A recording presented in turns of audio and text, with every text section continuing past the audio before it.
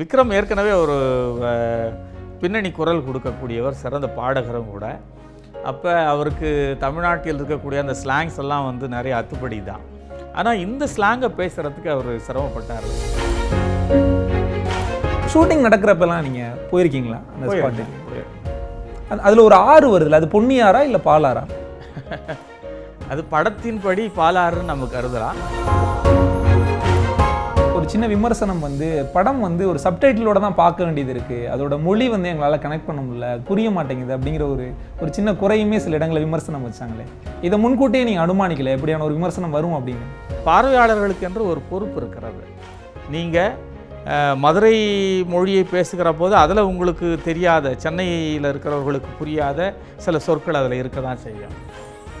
கொங்கு பகுதியிலிருந்து சில சொற்களை வந்து படத்தில் பயன்படுத்துகிற போது அப்படி இங்கே எல்லாருக்குமே புரியாத மாதிரியான சில சொற்கள் இருக்க தான் செய்யும். அப்போ நீங்கள் என்ன செய்யணும்னா, அவங்க அதை போட்டுட்டு வருவாங்க, எப்படி பிடிச்சிக்கிச்சு பாரு, தூக்கி பிடிச்சிக்கிட்ட மாதிரி இருக்குது, இப்படின்னெல்லாம் வந்து அவங்க சொல்லுவாங்க. இது கொஞ்சம் பிசகினாலும் அது ஆபாசமாக போயிடும், விரசமாக போயிடும். தமிழ் சினிமாவில் இந்த ஆகஸ்ட் மாதம் ரொம்பவே முக்கியமான மாதம்னு சொல்லலாம். ரஞ்சித்தோட இயக்கத்தில் சியான் விக்ரம் நடித்து தங்களான் திரைப்படம் தமிழ்நாடு மட்டுமல்லாமல் இந்தியா மட்டுமல்லாமல் உலகம் முழுக்க ஒரு பெரும் வெற்றி படமாக உருவாகியிருக்கிறது.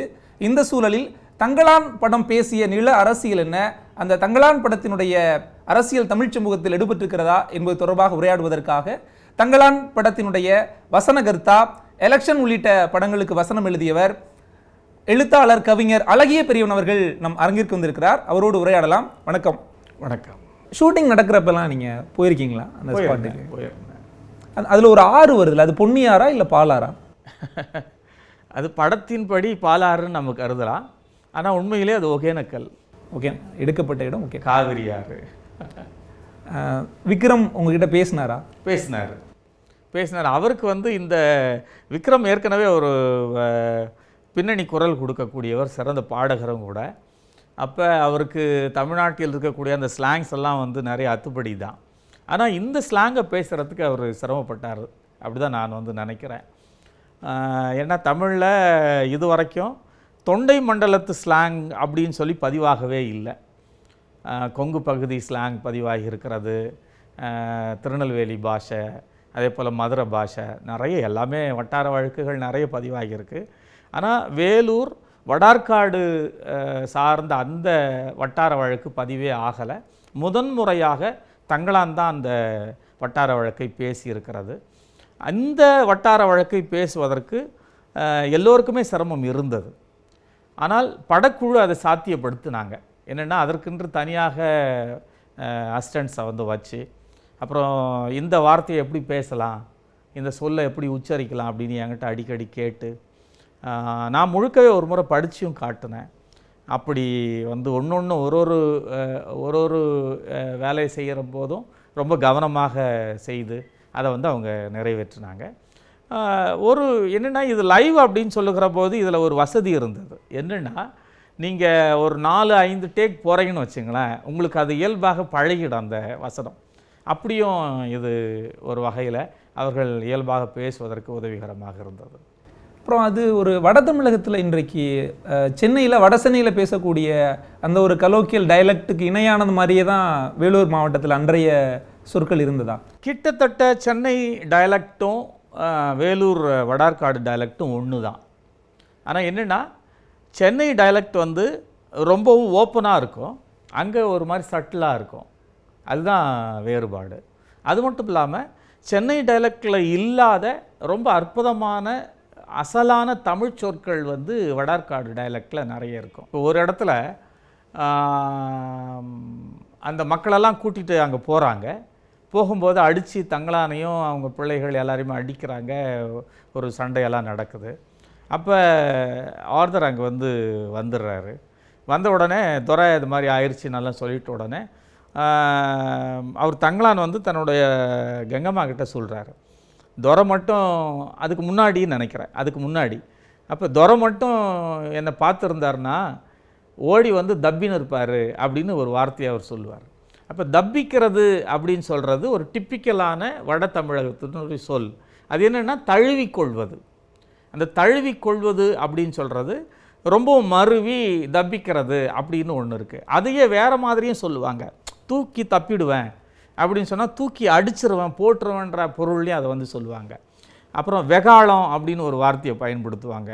அது தங்களான் ஒரு இடத்துல அந்த சொல்லை வந்து பயன்படுத்துவார். இந்த வெகாளம் அப்படின்னு சொல்கிறது வந்து பெரிய கோபம், ஆத்திரம் அப்படின்னு சொல்கிறதுக்கு பயன்படுத்தக்கூடிய ஒரு சொல். இப்படி சில தனித்துவமான அசலான தமிழ் சொற்கள் அங்கே வந்து உண்டு. அது சென்னை டயலக்டில் கிடையாது. ஆனால் இன்னொன்று ஒரு சின்ன விமர்சனம் வந்து படம் வந்து ஒரு சப்டைட்டிலோட தான் பார்க்க வேண்டியது இருக்குது, அதோட மொழி வந்து எங்களால் கனெக்ட் பண்ண முடியல, அது புரிய மாட்டேங்குது அப்படிங்கிற ஒரு சின்ன குறையுமே சில இடங்களில் விமர்சனம் வச்சாங்களே. இதை முன்கூட்டியே நீங்கள் அனுமானிக்கல எப்படியான ஒரு விமர்சனம் வரும் அப்படின்னு? 2 வகையான சந்தேகங்கள் வந்தது. என்னென்னா, ஒன்று ஒலி சார்ந்த சிக்கலா அல்லது மொழி சார்ந்த சிக்கலா, இந்த 2 சந்தேகங்கள் தான்.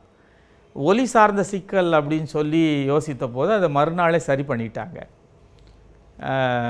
கிறிஸ்டல் கிளியராக அவங்க என்ன பேசுகிறாங்க அப்படின்னு சொல்கிற அந்த சொல் வந்து ஒலிக்கிறத தியேட்டரில் கேட்க முடிந்தது. அதில் மறுக்கவே முடியாது. அதை மொழி சார்ந்த பிரச்சனை என்றால் அதற்கு நாம் ஒன்றுமே சொல்ல முடியாது. ஏன்னா பார்வையாளர்களுக்கு என்று ஒரு பொறுப்பு இருக்கிறது. நீங்கள் மதுரை மொழியை பேசுகிற போது அதில் உங்களுக்கு தெரியாத, சென்னையில் இருக்கிறவர்களுக்கு புரியாத சில சொற்கள் அதில் இருக்க தான் செய்யும். கொங்கு பகுதியிலிருந்து சில சொற்களை வந்து படத்தில் பயன்படுத்துகிற போது அப்படி இங்கே எல்லாருக்குமே புரியாத மாதிரியான சில சொற்கள் இருக்க தான் செய்யும். அப்போ நீங்கள் என்ன செய்யணும்னா, புரிந்து கொள்வதற்கு முயற்சி செய்ய வேண்டும் அப்படின்னு சொல்கிறது தான் அந்த இடத்துல நான் சொல்ல விரும்புகிறது. அது ஒரு புது டயலக்டு.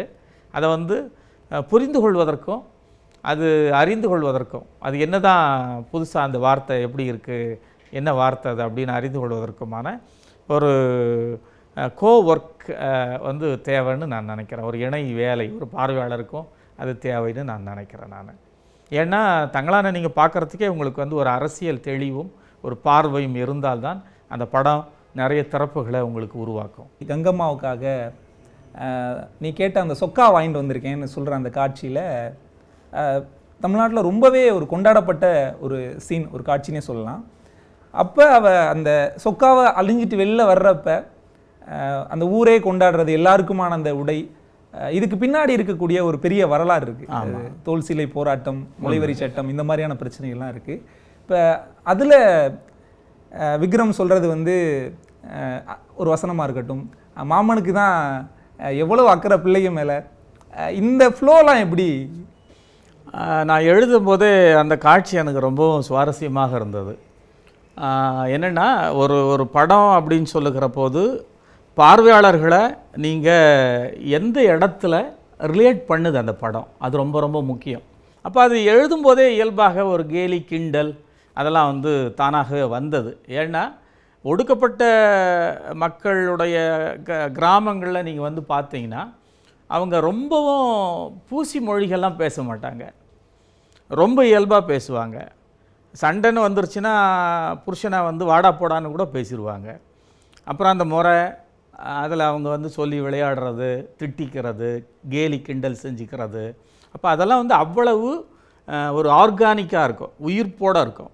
இந்த இடத்துல அப்படியான ஒரு சூழல் இருந்தது, அது அப்படி அமைஞ்சிருச்சு.